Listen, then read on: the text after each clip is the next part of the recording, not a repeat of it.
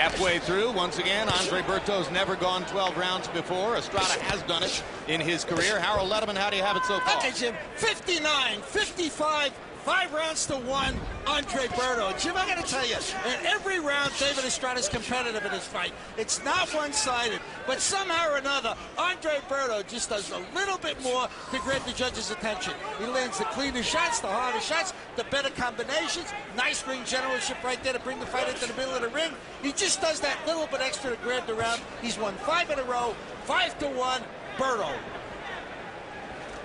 And incidentally, earlier I mentioned the swelling outside of Berto's right eye. There's now some swelling outside the left eye of David Estrada. No doubt the result of having been laced by right hands in combination from Andre Berto. Berto is getting the experience that some nights you can go out there and hit a guy with everything you have, and he's going to still be there. It's a lesson every professional has to learn. And I asked him about that in question, and he said he's been working on that in the gym, working against heavier guys than him, and really focusing on those type of things.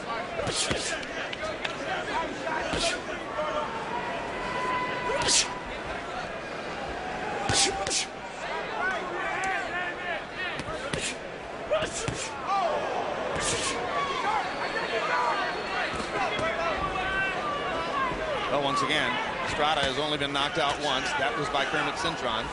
And that means that Sugar Shane Mosley went the distance with him, so it would be no shame to go the distance with David Estrada. You'd be doing the same thing that a surefire Hall of Fame fighter accomplished. Estrada was the first opponent that Mosley fought when he moved back down to welterweight.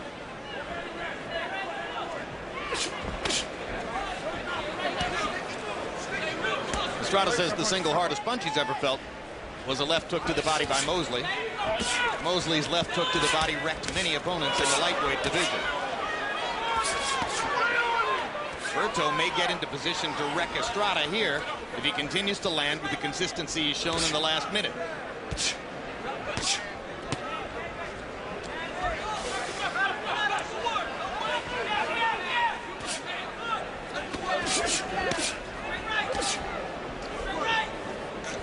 Berto's doing the right thing. He's throwing combinations. He's not standing in one place too long, and he's turning Estrada. He's moving around, not making himself an easy target. About an hour ago, when the rest of us were just fooling around, Larry Merchant was working, and he talked to Jermaine Taylor. Jermaine, after fighting 3 different kinds of southpaws, you're finally going in against a so-called conventional fighter. What does that mean to you? It means a great fight. And, you know, I finally got an opponent that comes to fight and who want to fight. You know, and who's just a conventional fighter. Just, you don't do nothing special. He just comes to fight. Do you feel then that this is a chance to, so to speak, get your groove back? Exactly. You know, I feel like on this fight, I plan on going there just having fun like I used to do, going there and taking care of business. Thank you. Thank you, Larry. That's been one of the frequent predictions about this fight.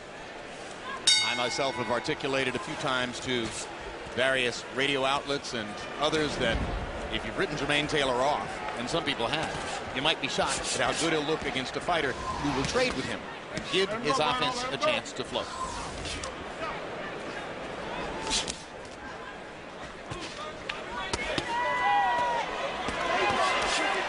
CompuBox numbers through 7. Berto 215 landed out of 500. Estrada 187 out of 484. Those are very comparable numbers. Harold Letterman made the point. Every round is competitive, but he has Berto winning all but one of them so far. Estrada does best in the first minute, and Berto has been winning the rounds by doing better in the second and third minutes of the rounds. Round 8 of a scheduled 12, only the second time that Berto has been forced to this distance. He did go 10 full rounds with Cosme Rivera in his last fight. Be interesting to see if he has to go to the 11th and 12th tonight.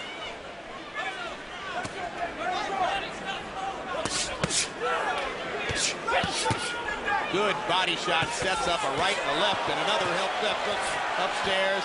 Estrada finally answers back, and now there's a trickle of blood from the nose of David Estrada as Berto landed 6 punches in succession. Estrada looks like a beaten man, but he's not fighting like a beaten man. But it does look like the punches of Berto are affecting Estrada. It's slowing him down and he's giving Berto a lot of respect. And the only thing Estrada knows to do is put his head down and fight. Well, he's got a bloody nose and a bloody mouth for his efforts.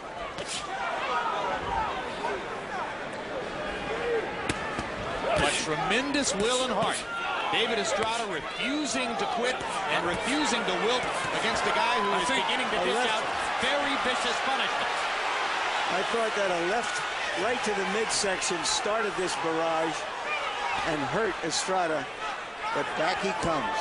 And Estrada does look hurt. But there he throws 7 punches in succession to announce with his fists that he's still in the fight. What a show. Estrada's what a table setter. He's leaving himself open for that uppercut by Berto.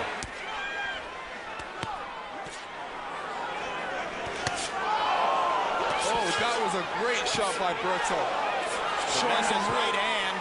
Estrada looping his right hand in return. Estrada's beginning to win and loop all of his punches. If Berto shortens up and stays to the inside, he'll get a chance to do terrific damage. Another terrific round. And the crowd loves it.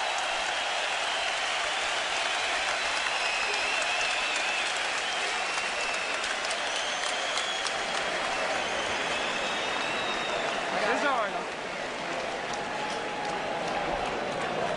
Good.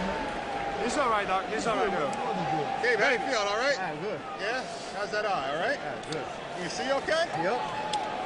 David, listen to me. You can't take that shit now, all right? Don't let him fucking hit you like that. You gotta hit him like that yourself. Be first. Be first. Be last. And here we see Estrada catching Berto with an overhand right against the ropes. But here we see a great uppercut by Berto, followed by a left. This is where Estrada keeps his head down and is susceptible to these uppercuts. The only thing better than seeing that replay is seeing that the first time. Power shots in the 8th round. You remember how stunned we were by the 3rd round, in which the 2 guys combined to land 84 power shots. They landed 94 power shots by CompuBox count in the 8th round. Andre Berto, 51 out of 62. That's stunning accuracy. 82% of his power shots. So Estrada is an open target as his arms wander farther and farther out to the side, and he wings more and more shots. And Lennox, watching all this, I'm reminded of the immortal words of Mike Tyson. Boxing is a hurt business. It is a hurt business, especially when you keep your head down. You need to look at your opponent and see the punches coming. If you're waving him with your head down, these punches, such as an uppercut that you get hit by, hurts you a lot more because you don't see it coming, so you can't prepare for it. Let's go. Let him go, David. Let him go. Estrada looking around the ring as he pulls Berto forward with his shoulder on Berto's shoulder, and he kind of grinned at us and winked as if to say, isn't this fun? More fun for us, David. Yo, come on, man. I don't want to take a point. Referee David Fields warning Estrada against the bull rush tactic. Not a football game. You know, if Estrada feels he has to clinch, it means he's really hurt, because he doesn't really want to clinch. You know, you see Estrada sometimes looking away, and Berto seeming to punch him in the back of the head, but that's not Berto's fault. That's Estrada's fault for turning away. Estrada with his mouth open, breathing heavily, and it looks as though the blood is pouring inside his mouth as well as in the nose. Berto with another good uppercut, this time with the left hand. Throws it from both sides. Estrada suddenly out of a southpaw stance. Now leans onto Berto's shoulder again. You know, you've seen Berto hold Estrada and look over to his corner. That shows a good poise and good relaxation, and he's doing the right thing. In those kind of situations, you can look at your corner for advice, and he did that. Estrada landed a flush left hook. Kind of punch that bothered Berto in the first round. This time Andre walked right through it. An indication that the mustard is gone from David Estrada's punches. When you're winging them and throwing them in a big arc from outside, it doesn't have the same effect. And as I made that comment, Berto looked over here and winked as if to say, you're exactly right. He's not hurting me.